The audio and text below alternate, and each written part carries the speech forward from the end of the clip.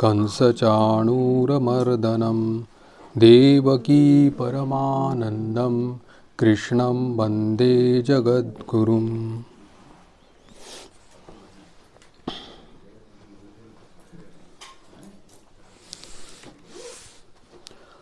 ग्रंथ प्रतिपाद्य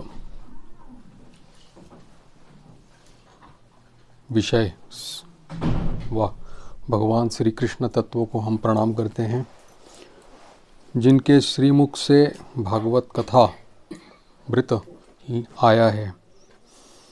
वो आचार्य स्वरूप शुकदेव महाराज जी को भी प्रणाम करते हैं और वहाँ उपस्थित श्रोता के रूप में भगवत स्वरूप जो परमहंस श्रेणी के ऋषि मुनि और सभी प्रकार के जो ब्रह्मज्ञानी लोग वहाँ पर उपस्थित हैं, उनको भी हम लोग प्रणाम करते हैं। और भगवान का वांग्मय स्वरूप स्वयं भागवत ग्रंथ, उसको भी हम प्रणाम करते हैं। हम लोग पिछले बार प्रसंग चल रहा था, दोनों प्रहलाद इसके देवर्षि नारद और राजा युधिष्ठिर के बीच में जो वार्तालाप चल रहा था उसके बीच में हम लोगों ने प्रहलाद का उपाख्यान भी देखा और फिर उसके बाद वर्णाश्रम धर्म और पुरुषार्थ जो है, 4 पुरुषार्थ है, उसके बारे में भी हम लोगों ने देखा। अब हम लोग सप्तम स्कंद के अंत में पहुंच गए हैं, तो वहाँ पर फिर से नारद जी युधिष्ठिर को जो उपदेश दे रहे हैं मोक्ष धर्म के बारे में, जो हमारे लिए प्रयोजनीय है उतना हम लोग उसका पाठ करेंगे। उसमें यहाँ पर कहा है कि जो जागृत स्वप्न सुषुप्ति अवस्था के परे जो अवस्था है, हाँ, और जो हम लोगों के लिए, सभी लोगों के लिए काम्य है, उसी को तुरीय कहते हैं। तो वो अद्वैत जो है वो 3 प्रकार का कहा है। यहाँ पर उन्होंने 3 प्रकार की श्रेणियाँ कही हैं, एक भावाद्वैत, एक क्रियाद्वैत और एक द्रव्याद्वैत कहा है। अब तीनों का अर्थ बताते हुए यहाँ कहा है कि भाव अद्वैत मतलब जैसे कि एक वस्त्र है, वस्त्र के भीतर में जैसा सूत रहता है, धागा रहता है, वो ओतप्रोत है उसमें, तो वैसे ही सभी प्रकार के भाव जो प्रकट हो रहे हैं इसमें ब्रह्मांड में जो प्रकट हो रहे हैं, उसके मूल में जो है ये अद्वैत भाव ही है। और इसीलिए भेद जो दिखाई दे रहा है वो केवल एकमात्र बाहर के प्रकट रूप में दिखाई पड़ रहा है, जगत के प्रकट रूप में दिखाई पड़ रहा है, लेकिन वास्तविक उसमें कोई भेद नहीं। जितने प्रकार के भाव है ये जो प्रकट हो रहे हैं ना, दुनिया में प्रकट हो रहे हैं, तो उन सब भाव जो है उसका जो मूल नींव जो है वो अद्वैत है। उस अद्वैत से ही ये सब कुछ भाव प्रकट हो गए हैं, ऐसा उनका कहना है। इसीलिए उसको कहा है एकता का विचार, सभी भावों की एकता का विचार भाव अद्वैत कहा है। और दूसरा कहा है कि क्रिया अद्वैत। क्रिया अद्वैत में ये कहा है कि सभी मन, शरीर और वाणी से होने वाले सभी प्रकार के जो कर्म हैं वो निवेदित करके, यानी कि प्रभु को निवेदित समर्पित कर देने का जो क्रिया है उसको क्रिया अद्वैत कहा गया है। और तीसरा है द्रव्य अद्वैत कहा है।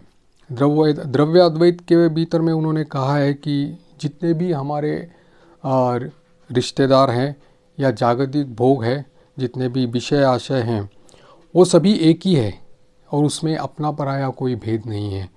इसका विचार जो किया है उसको द्रव्य अद्वैत कहा है। अर्थात यहाँ पर उन्होंने, नारद जी ने ये कहा है कि द्रव्य का अर्थ यहाँ पर कहा है कि शास्त्र सम्मत जो द्रव्य अर्जन किया जाता है या जो जागतिक भोग अर्जन किए जाते हैं या विषयों का सेवन किया जाता है जो धर्म सम्मत हो, तो उससे भी प्रभु का लाभ, यानी कि इस प्रकार के अद्वैत का लाभ हो सकता है, भगवान वासुदेव की प्राप्ति हो सकती है। यहाँ पर उन्होंने अपने जीवन का भी उदाहरण दिया है कि मैं भी किसी एक कल्प में गंधर्व था, लेकिन शाप के कारण मुझे फिर से इस मृत्युलोक पर आना पड़ा और मुझे केवल महात्मा लोगों की सेवा से ही जो कुछ मिला है, सब कुछ प्राप्त हुआ है, और फिर उन्हीं की कृपा से मुझे ये देवर्षि पद प्राप्त हुआ है, ये उन्होंने कहा। फिर उसके बाद में ये कहते हैं, युधिष्ठिर की प्रशंसा करते हैं, युधिष्ठिर के भाग्य की प्रशंसा करते हैं नारद जी कहते हैं कि तुम्हारा क्या सद्भाग्य है, कितने महासौभाग्यशाली हो कि साक्षात परब्रह्म स्वरूप वासुदेव तुम्हारे यहाँ पर विराजमान है, इस राजसूय यज्ञ में विराजमान है।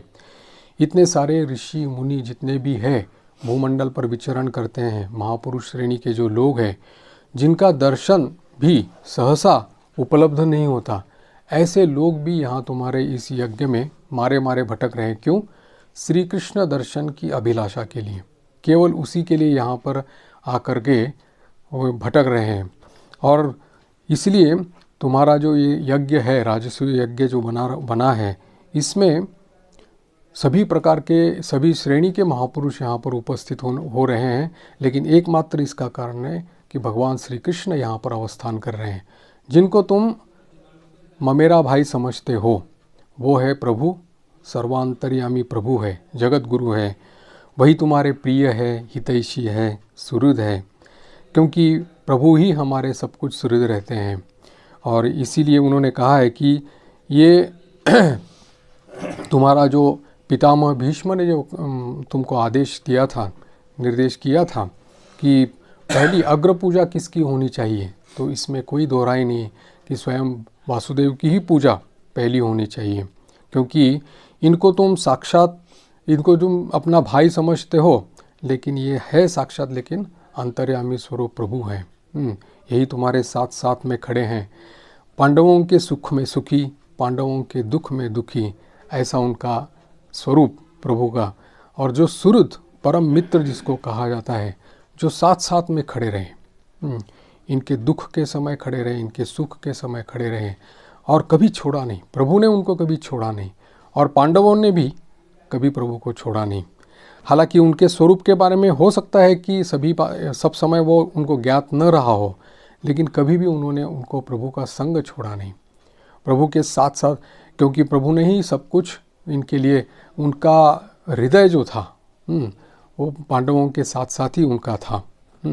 तो इसीलिए उन्होंने कहा है कि बड़े सौभाग्यशाली हो तुम, इस स्कंद के अंत में कह रहे हैं, और कि साक्षात तुम्हारे यहाँ पर ये यहाँ पर विराजमान है। और इसीलिए तुम्हारा ये जो सभा है, राजसूय यज्ञ की जो सभा है, वो पूरी एकदम जैसे तारका इससे मंडित हो रही है, मतलब और इसके बाद में देवर्षि नारद जी के उपदेश के बाद में राजा युधिष्ठिर को बहुत आनंद होता है और प्रेम विवल होकर के देवर्षि की और भगवान श्री कृष्ण की वो पूजा करते हैं और फिर वहाँ से चले जाते हैं। यहाँ पर सप्तम स्कंध का अंत होता है और फिर हम लोग प्रवेश करते हैं अभी अष्टम अध्याय, अष्टम स्कंध में। अष्टम स्कंध के प्रथम अध्याय में राजा परीक्षित का प्रश्न है कि जितने भी मनवंतर हो गए और उस हर एक मनवंतर ने भगवान ने जो जो अवतार ले लिए, उस हर एक अवतार की लीलाओं का वर्णन आप करिएगा। तब भगवान ने जो लीला की है हर एक मनवंतर में, उसका हम श्रवण करना चाहते हैं, क्योंकि लीला श्रवण मंगलदायी है, इसलिए आप उसको वर्णना कीजिए। शुकदेव जी ने फिर अपने यहाँ पर 6 मनवंतर की वर्णना की है, एक के बाद एक उसकी मनवंतर की वर्णना की है, और जिसमें कहा है कि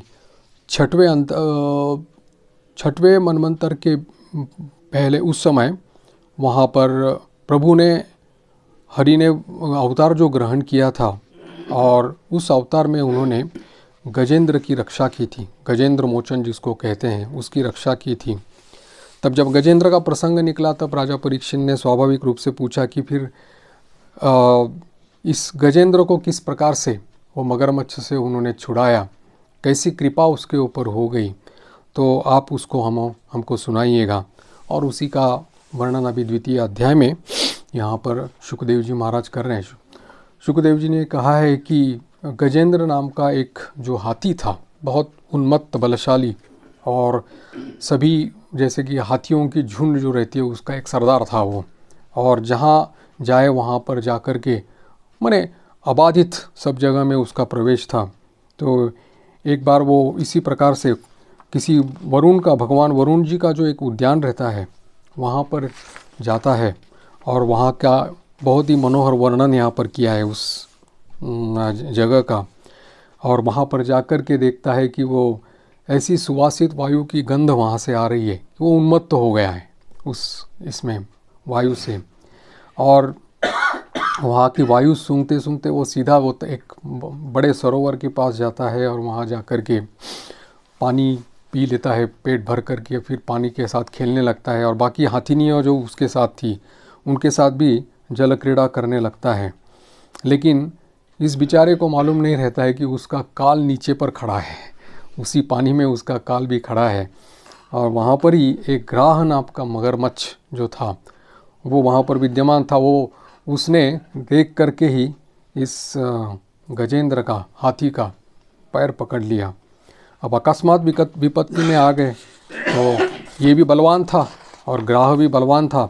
दोनों एक दूसरे को से पंजे से छुड़ाने की कोशिश कर रहे थे और हाथी अपने तरफ खींचना चाहता था, ग्राह उसका पैर पकड़ करके अपनी तरफ, क्योंकि है तो जलचर मगरमच्छ और जो जिस जगह का रहता है उसकी शक्ति वहाँ पर ज़्यादा रहती है। जैसे मगरमच्छ जल में बलवान रहता है, हाथी भले ही बलवान रहा हो लेकिन मगरमच्छ की शक्ति जो है वो जल में ज़्यादा रहती है, इसलिए वो भी उसको खींचना चाहता था। और ऐसा युद्ध चला है, यहाँ पर कहा है करीब 1000 साल तक इनका युद्ध चला, ये एक दूसरे का खींचने का या एक दूसरे के ऊपर विजय प्राप्त करने का। लेकिन कुछ नहीं हुआ और देवता लोग भी इसको देख करके आश्चर्यचकित हो गए। और फिर धीरे धीरे देखने लगा कि अब ये जल में खींचे जाने के कारण उसकी भी शक्ति सीमित थी गजेंद्र की, तो वो भी शरीर शिथिल पड़ गया और न मन में उत्साह था न शरीर में। अभी धीरे धीरे उसका शक्ति क्षीण होती गई और ये मगरमच्छ बड़े ताकत से उसको खींच रहा था। अब ये प्राण संकट में जब आ गया, ये प्रतिकूल अवस्था जब उसको प्राप्त हो गई, तब उन्होंने कहा कि अभी कोई, उसके सभी साथी लोग वहाँ सामने खड़े थे, देख रहे थे भी इसकी विपत्ति, लेकिन उसको कुछ मदद नहीं कर पा रहे थे, कुछ कर नहीं पा रहे थे। अब इस प्राण संकट के समय में उन्होंने कहा कि अभी एकमात्र हरि शरण है और कोई उपाय नहीं है, हरि के शरण ये बिना और कुछ नहीं हो सकता। और इसने यहाँ पर अपने स्तोत्र के द्वारा, ये नारायण स्तोत्र के द्वारा उसकी स्तुति की है, भगवान की स्तुति की है, हरि की स्तुति की है। और इस स्तुति के बाद में भगवान वहाँ पर प्रकट होते हैं और देखते हैं कि उनका ही एक भक्त विकल होकर के, माने कि ये विकल होकर के गजेंद्र जो है वो उनको पुकार रहा है। और जब देखा कि ग्राह ने बहुत ज़ोर से पकड़ा हुआ है, अब इसकी विकलता देख करके फिर प्रभु ने, हरि ने क्या किया कि उसको और उसको ग्राह को, मगरमच्छ दोनों को ही पानी से बाहर निकाल करके गजेंद्र की तो प्राण से ये कर दिया, उसको छुड़वा दिया और ग्राह को अपने सुदर्शन चक्र द्वारा मार दिया गया। तो ये ग्राह और कुछ था ही नहीं, ये ग्राह था केवल एक गंधर्व, शापित गंधर्व था। और उसको भी इस प्रकार का श्राप से मिला हुआ जो उस शाप में ये रहता है, अभिशाप का जो मोचन रहता है, वो भी कहा था कि प्रभु के हाथ ही उसका उद्धार होने वाला है, तो उसका हो गया। यहाँ पर जब प्रभु स्वयं आकाश से आए थे, आकाश मार्ग से आए थे गरुड़ के ऊपर बैठ करके, तब उसको देख करके इसकी बुद्धि उतनी उस समय जागृत थी, मैंने सद्बुद्धि जिसको कहते हैं गजेंद्र की। वहाँ से ही तालाब से, एक सरोवर से एक कमल का पुष्प हाथ में लेकर के उन्होंने प्रभु को, हरि को अर्पण किया था। और सभी लोग अभी ये शाप से मुक्त होने के बाद में, ये गजेंद्र भी एक शापित ये था, राजा था, उसका नाम दिया गया है कि एक इंद्रद्युम्न था और वो भगवान का श्रेष्ठ उपासक था। लेकिन अगस्त्य मुनि एक बार वो किसी पर्वत पर जा कर के मौन हो कर के आराधना कर रहा था, प्रभु की आराधना कर रहा था। तो उसी रास्ते से अगस्त्य मुनि शिष्य मंडली के साथ जा रहे थे। अब वहाँ पर जब देखा कि ये ध्यान लगा करके बैठा हुआ है, साक्षात अगस्त्य मुनि वहाँ पर पहुँच गए, लेकिन परिकर के साथ आए हुए हैं, लेकिन उठ करके खड़ा हो करके उनकी अभ्यर्थना करना, पादवंदना करना, उनको अर्घ्य अर्पित करना वगैरह जो रहता है, सेवा करनी चाहिए, एक राजा को करनी चाहिए, वो उन्होंने नहीं की, वो वैसे ही बैठे रहे। इसीलिए अगस्त्य मुनि वहाँ पर उसके ऊपर, इस इंद्रद्युम्न के ऊपर क्रुद्ध हो गए थे और उन्होंने शाप दिया था कि जैसे तुम्हारे गुरुजनों की जो शिक्षा तुमको ग्रहण नहीं की है और इस प्रकार का व्यवहार तुमने जो किया है, इसके कारण जड़ होकर के तुम हाथी की योनि में जाकर के जन्म ग्रहण कर ले, हाथी की योनि तुमको प्राप्त हो जाए।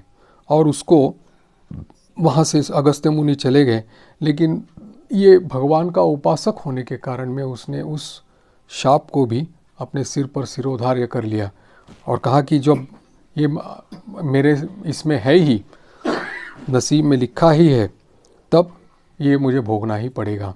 लेकिन यहाँ पर देखा गया कि जिस प्रकार से उसकी जो विकलता आ गई, ये प्रतिकूलता है। देखिए, हम लोग जो बार बार जो इसकी आलोचना करते हैं, चर्चा करते हैं, तो उसमें ये है कि प्रतिकूलता जो रहती है कितनी ताकत है, प्रतिकूलता में कितनी शक्ति है, प्रतिकूलता किस प्रकार से भगवान के ऊपर निर्भरता ला देती है।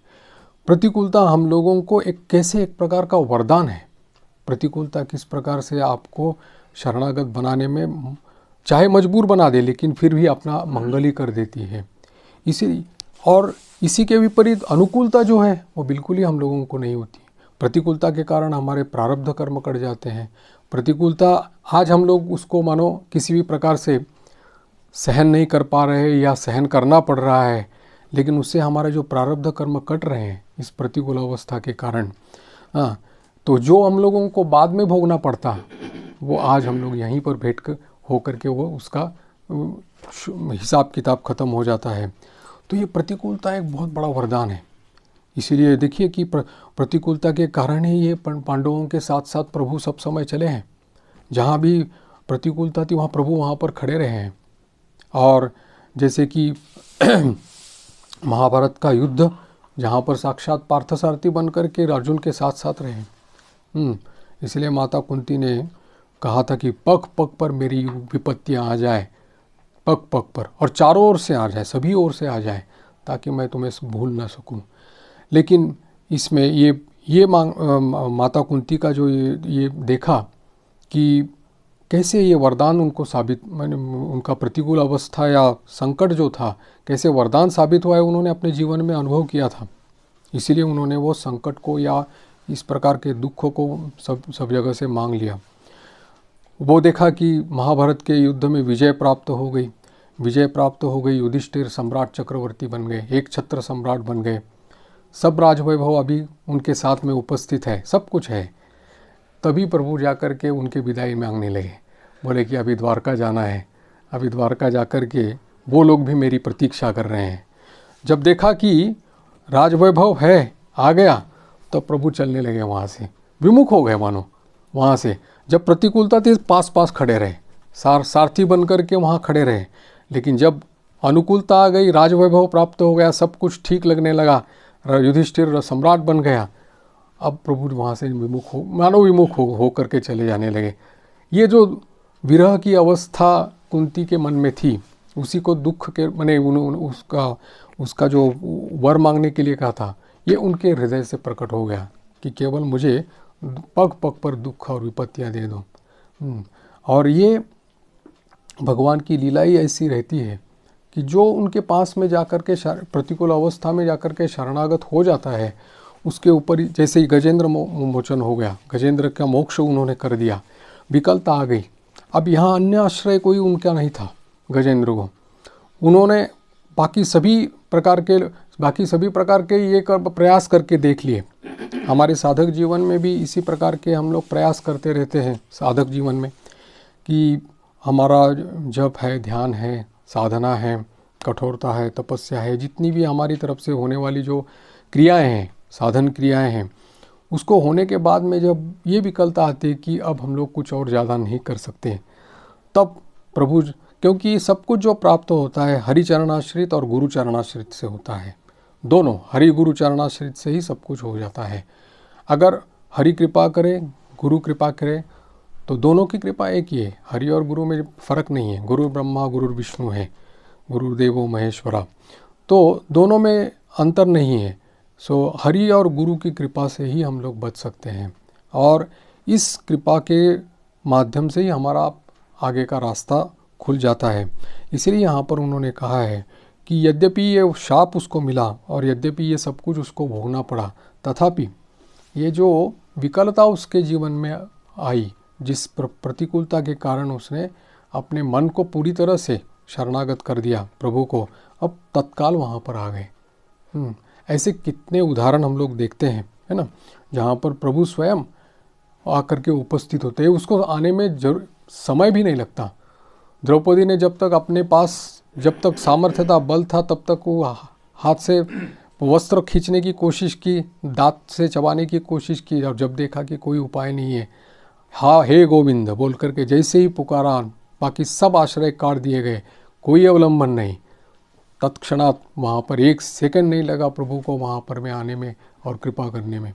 यह है विकलता का, यानी कि प्रतिकूलता का वरदान। प्रतिकूलता एक वरदान है, बहुत बड़ा वरदान है, जिसको हम लोगों को केवल भगवत प्राप्ति के लिए कितना हम लोगों को इससे ये मिलता है। तो ये यहाँ पर शुकदेव जी बताते हैं कि इसका फिर उसकी स्तुति करके, यानी कि गजेंद्र का उद्धार करने के बाद गजेंद्र उनकी स्तुति करता है और गरुड़ पर बैठ करके प्रभु वहाँ से चले जाते हैं। फिर इसके बाद में यहाँ पर शुकदेव जी महाराज ये गजेंद्र मोक्ष की लीला कहने के बाद में फिर कहते हैं कि एक प्रभु का जो एक और अवतार हुआ था, अजीत नाम का अंशा अवतार से उन्होंने ग्रहण किया था, और उसमें उन्होंने समुद्र मंथन किया था। यानी कि दूसरी लीला का भी वर्णन है, समुद्र मंथन की लीला का यहाँ पर वर्णन है। यहाँ समुद्र मंथन क्यों हो गया, राजा परीक्षित पूछता है कि क्षीर सागर का मंथन कैसे किया, उन्होंने कच्छप रूप क्यों धारण किया, और देवताओं को किस प्रकार से इसका अमृत मिला। अब ये कथा सुनाइए। तो शुकदेव जी महाराज उसका वर्णन करते हैं। इस समुद्र मंथन के जो भूमिका है, इसमें इंद्र एक बार अपने ऐरावत के ऊपर, मैंने कि हाथी के ऊपर बैठ करके जा रहे थे।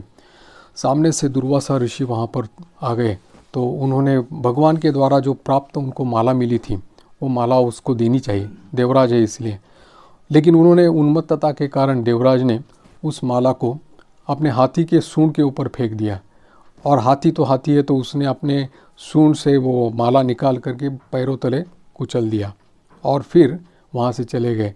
तब जाकर के दुर्वासा ऋषि को क्रोध आ गया और फिर उन्होंने शाप दिया था कि आज से तुम श्रीहीन हो जाओगे, तुम्हारा कोई भी किसी राज्य वगैरह कुछ भी नहीं रहेगा। और फिर इस शाप के कारण में स्वयं देवराज श्रीहीन हो गए। अब देवराज श्रीहीन हो गए तो पूरा देवलोक ही श्रीहीन हो गया, क्योंकि वो तो देवताओं के इंद्र है, मतलब कि राजा है। और फिर उसको श्रीहीन निस्तेज होते देख करके फिर दैत्य लोगों ने आक्रमण करके उस देवलोक के ऊपर कब्जा कर लिया। अब ये सब श्रीहीन होने के कारण में सभी दुख मना रहे हैं, और उन्होंने ब्रह्मा जी के पास जा कर के प्रार्थना करते हैं, और प्रार्थना करने के बाद ब्रह्मा जी उनको सुझाव देते हैं कि इससे केवल एकमात्र हरि बचा सकते हैं, उनकी प्रार्थना करनी चाहिए। और फिर ये लोग सभी जाकर के प्रभु की प्रार्थना करते हैं। तब यहाँ पर भगवान उनको एक ये उपाय बताते हैं कि ये मैं जहाँ रहता हूँ ये क्षीर समुद्र है, और इस क्षीर समुद्र का अगर तुम लोग मंथन करोगे तो यहाँ से अमृत प्रकट होगा। जो अमृत प्रकट होगा उससे तुम लोग पी करके अमर हो जाओगे, या तुम्हारी जो श्रीहीन हो गए हो वो फिर से तुमको सब कुछ वैभव प्राप्त हो जाएगा।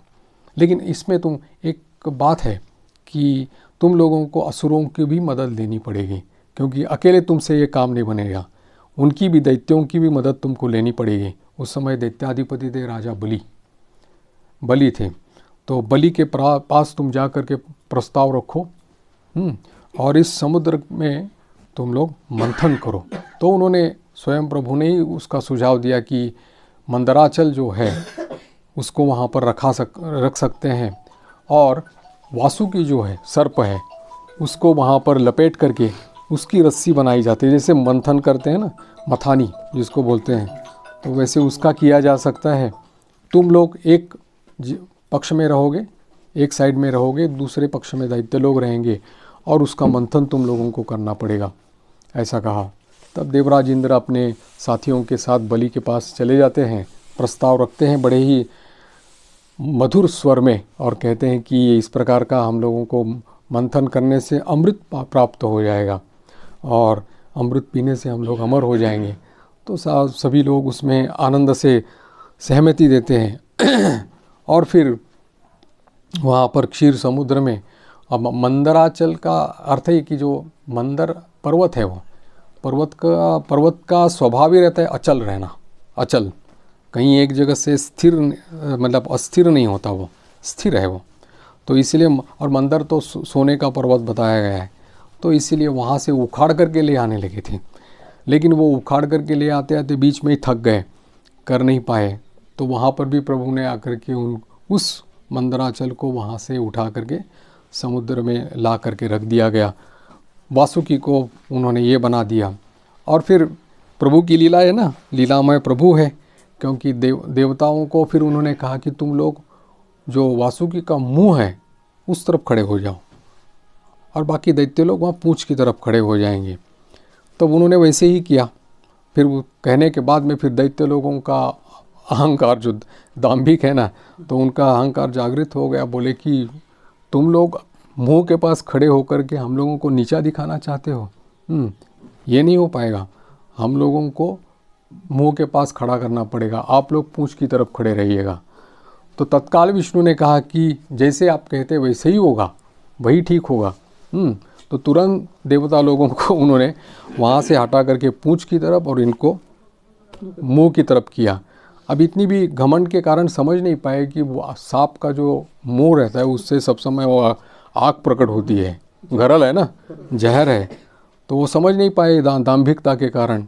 और विष्णु को, श्रीहरि को यही चाहिए था, इसलिए पहले उन लोगों के मुंह के पास खड़ा कर दिया कि वो लोग बोले तो ये पक्ष बदल जाए, पर ये इस तरफ के। तो वहाँ खड़े रह गए। और फिर मंथन के समय फिर वो देखा कि वो जो गरल निकल रहा है उससे तो सभी मरे हो गए, वहाँ पर निस्तेज होने लगे, क्योंकि वो जो गरल प्रकट हो रहा है उसका।